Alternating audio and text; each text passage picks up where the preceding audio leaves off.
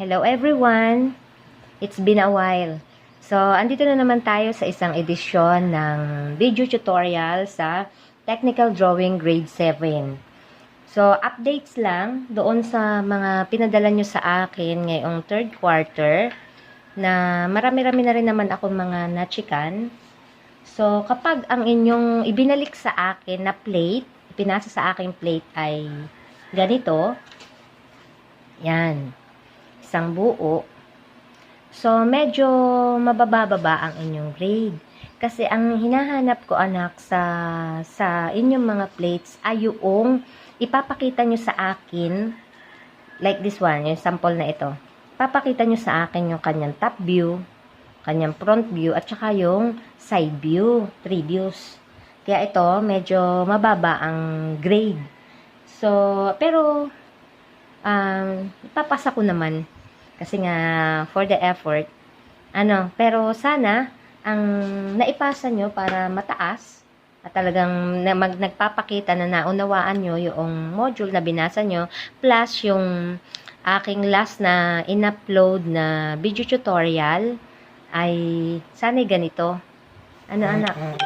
Papakita ng 3 views. Yun, we have the top view, front view, at saka side view. O, bawi na lang tayo ngayong fourth quarter. Okay. So, let us start. Ito, nagpadala ako sa inyo ng module. This is good for 8 weeks na. For quarter 4. So, our topic is constructing pictorial drawing. So, ano ba yung pictorial? Kasi ngayon, sabi ko sa inyo ng third quarter, ang ating topic is orthographic. Hiwa-hiwalay siya. Pag hihiwalayin nyo siya, papakita nyo sa akin ang 3 views. At pag sinabi naman pictorial drawing, bibigyan ko naman kayo ng 3 views, kayo naman ang magbubuo. Yung katulad nito. Eto sana. So, start tayo. So, we have pictorial drawing. Pag sinabi kasing pictorial drawing, yun nga yung isang buong object. Okay. So, we have 3 types of pictorial drawing.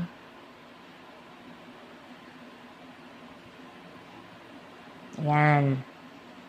So, 3 types natin. Yung una,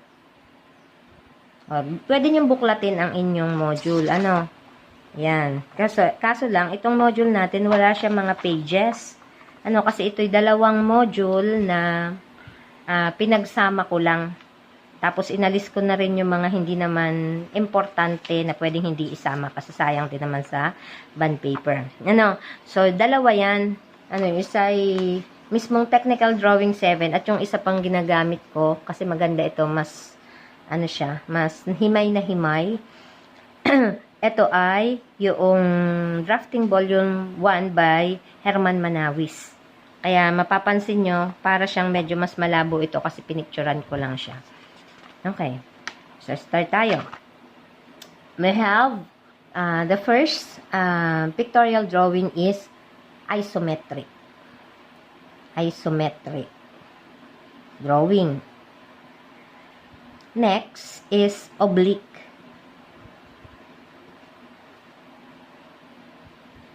And perspective. Okay.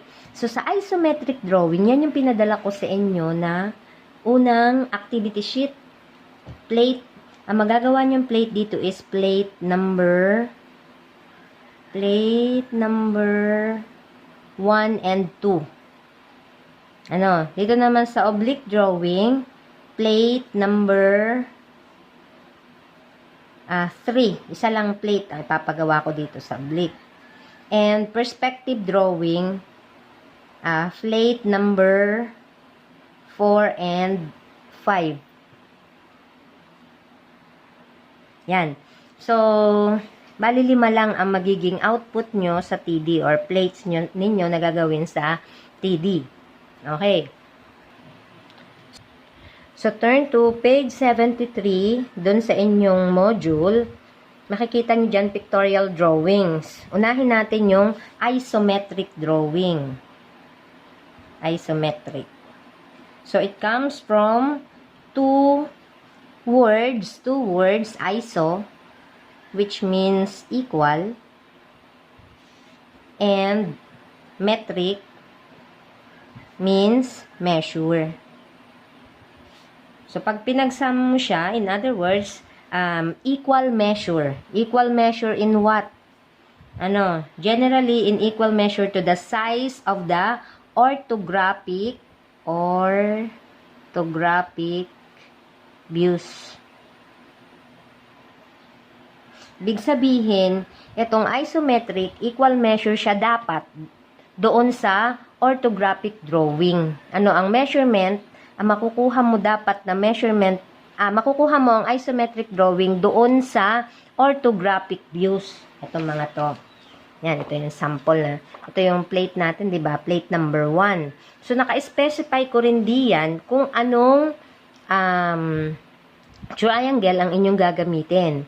Which is the 30 by 60 by 90 degrees triangle. Yun lang ha. Kasi dito sa atin, para ibalik natin, yan. Dito sa isometric drawing, ang gagamitin yung triangle is 30 by 60. Etong sa oblique drawing, 45 by 45. Alin ba yun? Ito, na-review ko na naman. Mag-review lang tayo, pero ito yung napakita ko na rin sa inyo dun sa mga previous ko na videos. Okay, ito yung 30 by 60 by 90 degrees triangles. Okay? And this one is 45 by 45 by 90 degrees triangle. Pasensya na sa boses ko ha, medyo hindi maganda ang pakiramdam niya, kaya medyo punga ang aking boses. Okay. Isometric drawing. So, isometric drawing, paano ba natin siya sisimulan? So, may nakalagay dito, we have 3 positions. Positions in isometric drawing. So, the first position, the second position, and the third position. Ano ba itsura ng first position? So, anong gagamitin natin? 45. Ngayon. So, yung unang position na axis, ito yon. Wait. Ayan. Kita ba? Ayan. So, ito yung first position, second position, and the third position. Okay. So, para magkakaiba siya. Pero, gagawa kayo ng box. Pwede kayong pumili kahit alin dito. Pero yung usual kong ginagamit ito, yung malimit kong ginagamit. The first position. Pero kung anong prepare nyo, okay lang. Basta makabuo kayo ng box. Kasi dito lagi siya nagsisimula, nag-uumpisa. Okay? So we have 3 axes. 3 axes. 3 axes naman. So the vertical and the 30 degrees left and right axis. Alin ba yun? So, okay, first position. So, dun sa una, magagawa muna kayo ng guide. Yung horizontal line. Para kita nyo kung magiging pantay ba yung gagawin nyo. Okay. So, yung first axis natin is draw vertical line. Vertical line. And then, kita nyo to, kailangan siya ay pantay sa baba. Lapit pa natin. Yan.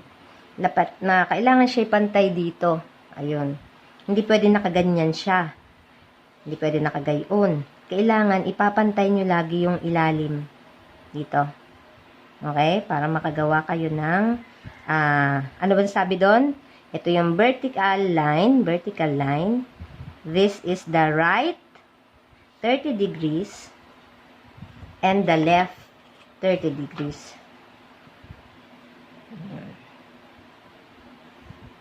Yun. So, ito yung first position. So, paano ka makakagawa ng isang box? 30 degrees din ito ha. Ari naman ay left, ito ay right. So, gawa ka ng isang box. So, dudublihin mo lang to. Ay. Say, for example, ang measurement natin simula dito hanggang dito, yung height niya is 4 cm. A vertical line. Halimbawa, ang sukat natin is 4 cm. Sinukat mo simula 1 hanggang dun sa 4. Ang height niya is 4. Isusukatin mo. Kunyari, ito ay 4 cm. And then, nakita mo yung intersection na yun. Yan yung ipoproject mo. Pero see to it na napantay pa rin lagi dito sa baba, ha. May horizontal line dito. Lagi siyang pantay doon. Yun. Kung wala kasi kayong t-square, ito kasi ang purpose nun. Pag wala kayong gamit na t-square, pwede kayong maggawa lang dyan ng horizontal line para maging guide nyo. Para hindi tabingi o pantay yung inyong gagawing object. Okay? And then project sa right. Ano? And then, syempre, meron din siya pwede siyang gamit ng triangle. Kapag ganito, pwede pa ganito. It's up to you, kung anong prepare ninyo. Okay. So, sinukat ko uli. So, kailangan siya ipantay sa ilalim. Ayun. So, anong measurement nito? Anong length nito? Say, for example, 5 cm. Sinukat mo, simula dito. Ang pagsusukat, anak, lagi siyang nag-i-start sa 0. Halimbawa, 0 to 5. 0 to 5 cm. Okay lang yun. Paplat mo yun doon. Susukatin mo. Hindi ka magsusukat dito sa horizontal, kundi iaayon mo doon sa inclined na axis. Okay. And then, paano siya ipo-project? So, ganito ulit. Lagi siyang pantay sa ilalim. Ayun. Kita nyo? Pantay lagi dito. Okay.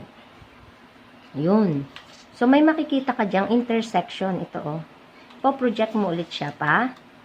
Isa pa. Gamit ang 30 by 60 ulit. Yan.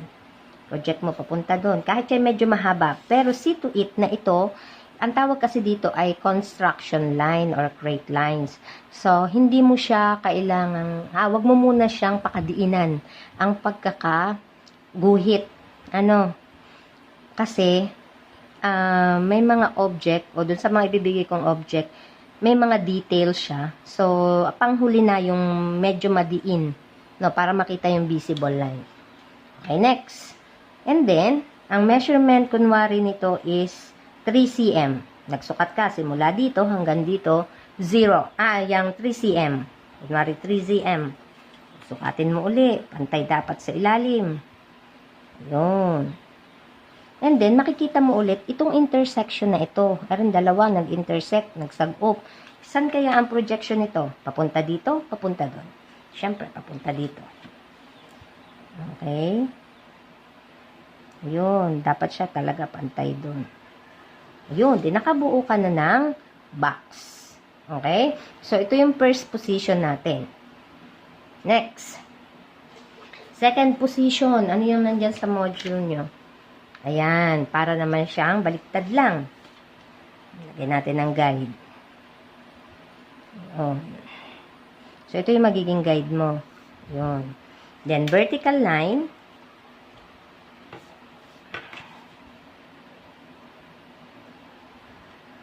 And then, 30 by, measure 30 by 60. 30 degrees left, and 30 degrees right. Then next,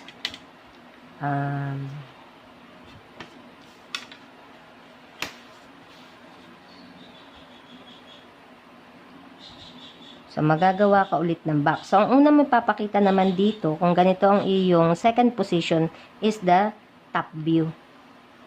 Ayun. May makikita ka intersection. Edi.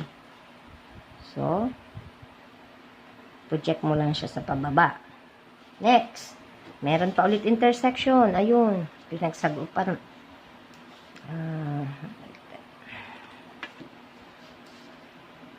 Yun. I-connect mo lang yung intersection. Yun. And then, next. Dito naman siya. Ito naman magiging guide nyo. Ayun. And then, next.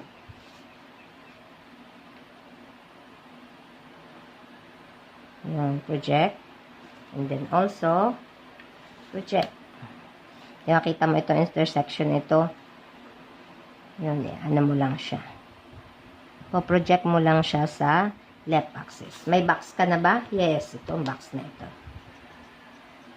Yung unang papakita nito is the top view. This is the front view and the side view. Katulad din ito ay top view, front view, and side view. Next, yung last, ano natin, yung third position. Ari, ito, ang third position naman ay para siyang Y. So, again, maglalagay kayo ng guide. Horizontal line. So, paano siya ginagawa? Maglagay lang kayo ng, yung vertical line. And then, construct the right 30 degrees cross axis and the left 30 degrees cross axis.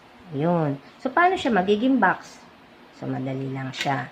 Project mo lang din. Yun. See to it na siya ay pantay. And then, project din sa kabila. Kita pa ba?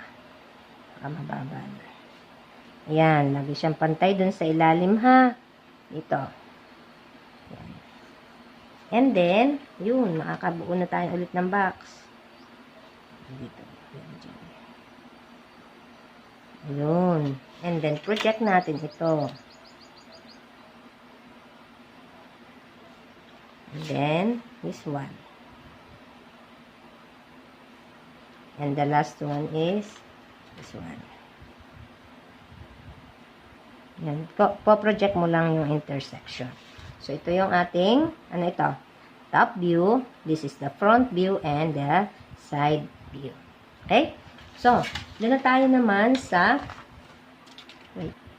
three principal measurement. Three principal measurement. Ito kasi yung sinusukat. Ito. Ito yung tinatawag na thickness. Gaano yung kanyang kapal. And this one, ito yung side view. Ito naman, yung front view natin, ito yung length. And this one, ito yung width. Yung lapad niya, So, we have the length, width, and the thickness. Okay, ito yung sample orthographic drawing natin. So, this is the top view, the front view, and the side view.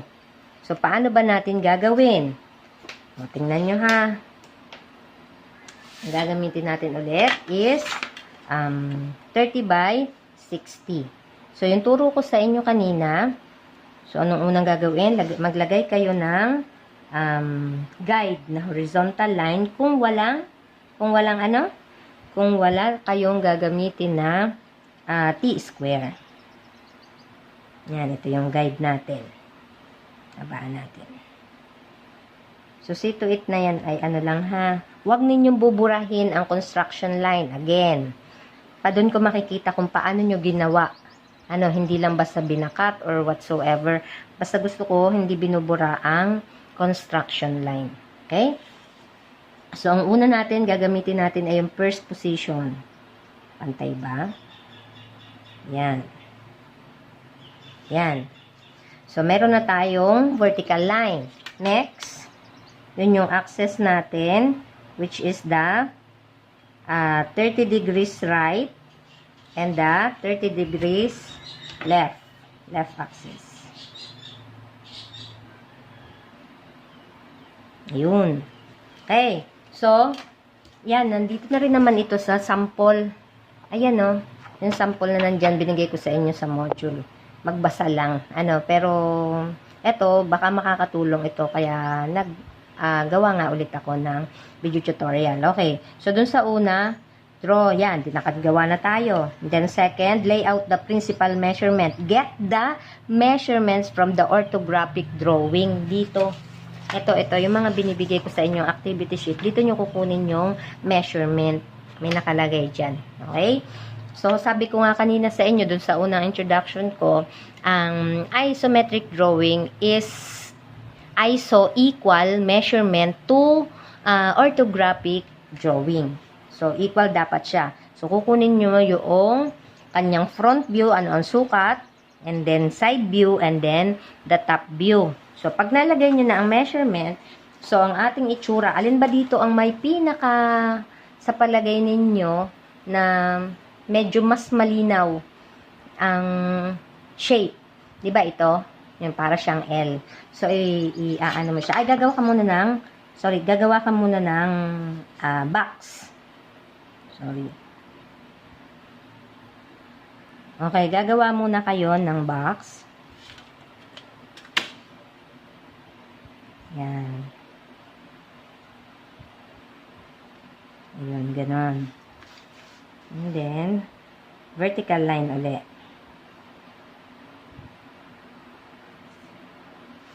And then, project yung intersection.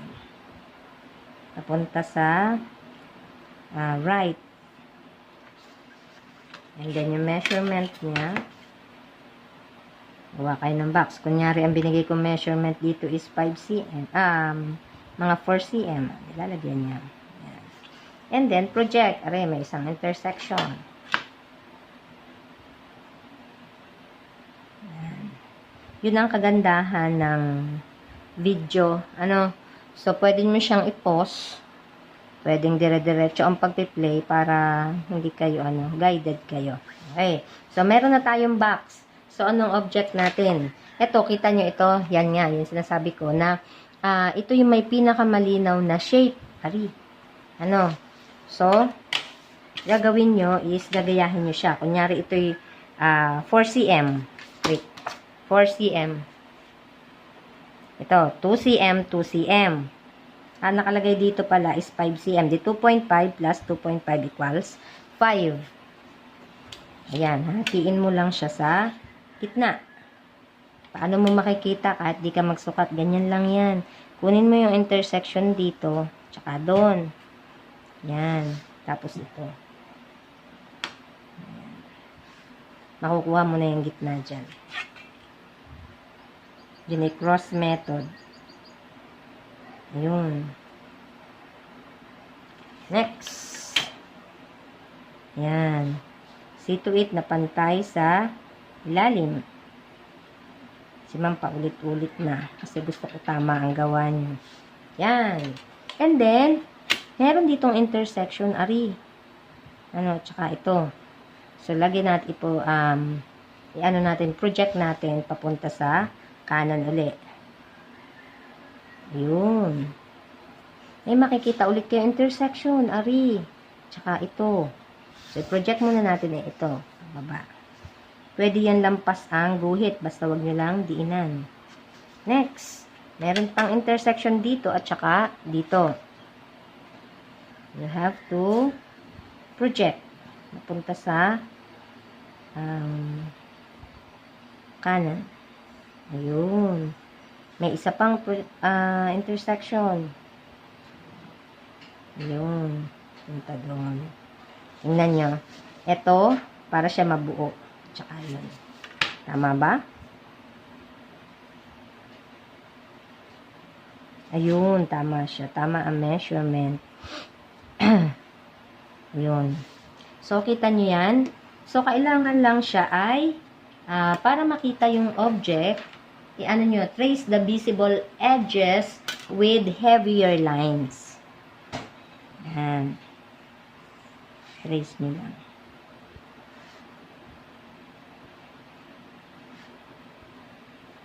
Ayan.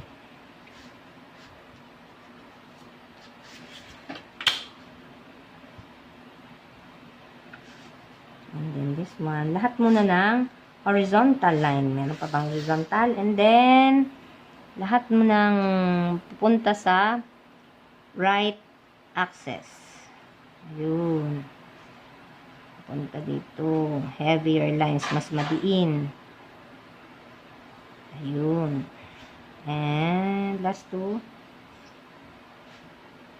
And doon naman sa left. Para mas makita yung object ninyo. Ginawa.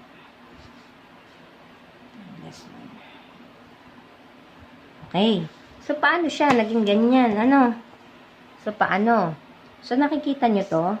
O, lagyan natin ng label. Kunyari ito yung A, B, C, D, and E. Yan. So, kita nyo yan. Ito, alin dyan ang A? This is letter A. Ito, bumaba siya. Kasi dito na yan. Magiging, kasi ito, yan. Bababa yung letter B. Ito na yon, yung pinakang sahig niya. This is letter B. Ito, parang L na yan. Ito yon, letter C. And this one is letter E. And letter, what letter? Letter D. Okay? Malinaw? Yan, sana malinaw. Ano? Hindi ko naman kayo matatanong ngayon. Okay. So, gusto ko lang ipakita sa inyo kung paano ba siya i-project. Gusto ko ipakita dito ang top view, front view, and side view. Mapapakita yan sa pamagitan ng projection line. Ito, halimbawang yan. Ito ay 1, 2, this is number 1, 2, 3, 4, 5, 6, 7, 8, 9, 10, 11. O, 11 lines. So, dito kasi sa orthographic, meron tayong tinatawag na surfaces. Ito yung mga sahig-sahig niya. And lines. Ari-ari linya na ari. So, project natin yung 1 and 2. Pataas. Vertical. Iaayon nyo lang. Pero ito, hindi nyo kailangang gawin sa inyong plate. Ano, gusto ko lang ipakita sa inyo kung bakit ba, paano ba nangyari. Sorry. Ito muna, 1 and 2. And then, 3. Number 3.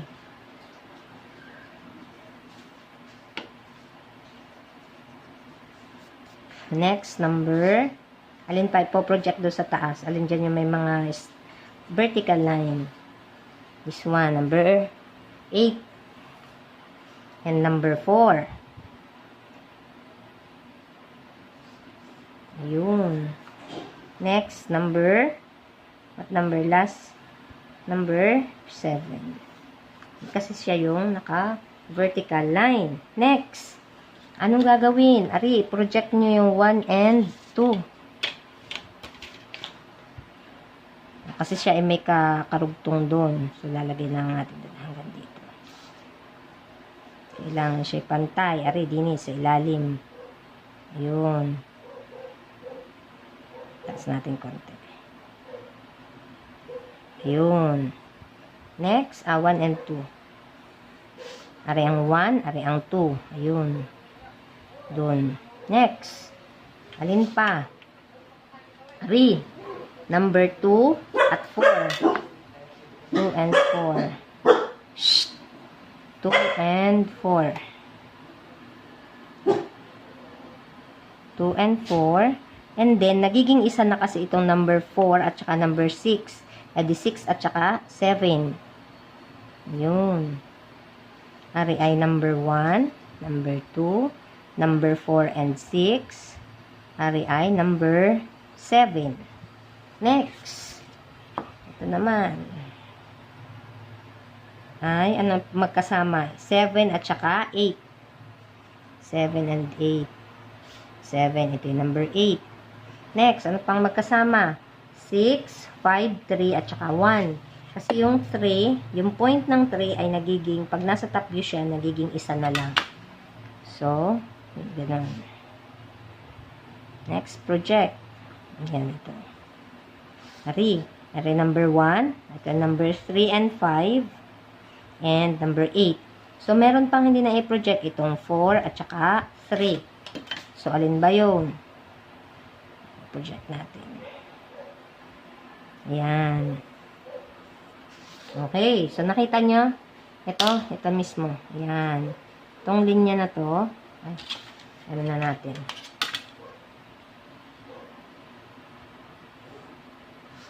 Ayan. Ito na natin yung color. And this one. Ayun. So, dun sa object na binigay ko kanina, ano ang top view niya? Ayan o, A at saka B ang kita. Dito, ano makikita? Ito yung letter A sa taas at saka letter B. Ito siya, nagiging ganun. Hindi ka nakaganon siya. Nagiging ganun. A at saka B. Next, project din natin itong ano, side view. Front view. Una muna ay 3. Pwede itong 1. Number 1. Next, number ito, number 5. Ano pa ito? Number 11. Next, number 8. Sige, number 8. Alin pa kaya dito? Ang papunta din eh. At saka itong number 9. Yun. So, ang una nyo i-connect is number 1 at saka number 11. Itong, kasi siya ay naka-vertical. 1 and 11.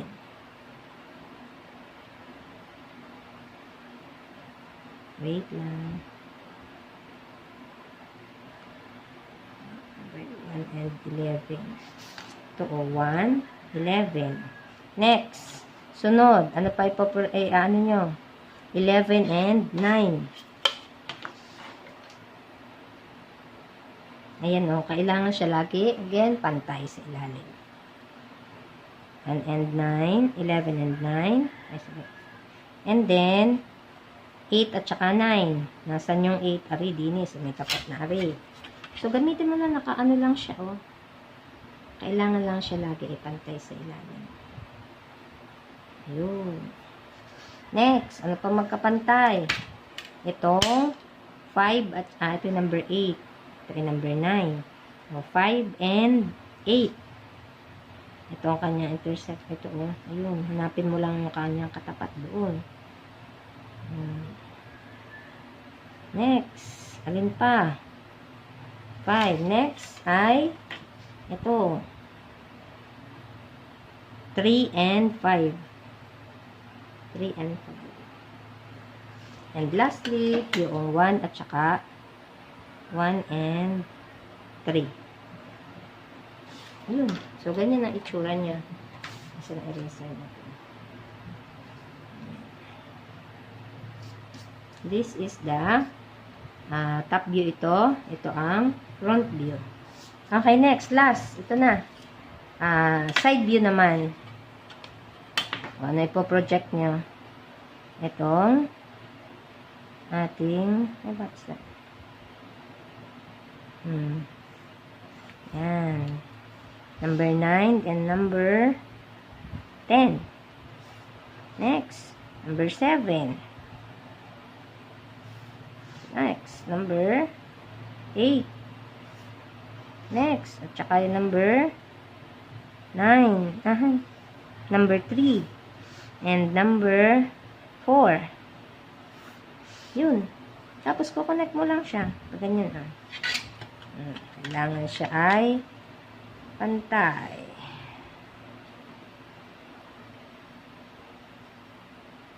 Yep, wait. Yun. Next. Aring 7, 8 and 9. Hindi na. So, may kasi ako na freehand. Next. Aring 9. Ito ay number 8. May intersection. Papunta doon. Project mo lang. Next. Intersection. Saan? Ayun. Ito kasi nagiging isa na lang itong linya nito. Ito. A point na ito isang 8 at saka 5 and then 6 at saka 7 at saka 6. So, ito ay 7. Ito ay 10. Bakit? Ano yan? Ayan. Project mo na siya. Ayan. And then, ari, yung number 3. Nasaan yung number 3? Ayun. Hanggang dito siya. And then, project. Ayan. So, ito number 3 and number 4. Ito ito naman, nagiging isang point na rin lang yung 3, 4 doon sa 1 at saka 2. Kung ano yung nasa unahan na ipinoproject nyo, yun yung ilalagay yung number. Okay? So, ito ay letter, what letter? Letter B. Sorry. Letter D, and letter E. Kita nyo na. So, ganyan lang ang paggawa. Okay, at bilang panghuli, please, huwag na huwag ninyong susulatan ang ating module. Meron dito na test, quiz, 1 to 10, and then enumeration. Sulat nyo lang siya sa papel, lagyan ng pangalan. Huwag nang susulatan itong ating module. At huwag muna ninyong ibabalik ang module. Again, this is good for 8 weeks, 4th quarter. Kung ibabalik nyo ibang mga module, huwag nyong ibabalik ito. Kasi ito ay inyong guide. Ang ipapadala ko lang sa inyo, tuwing bigayan ng module at balikan ng module ay yung mga activity sheet. Ito, mga katulad nito. Okay? Thank you!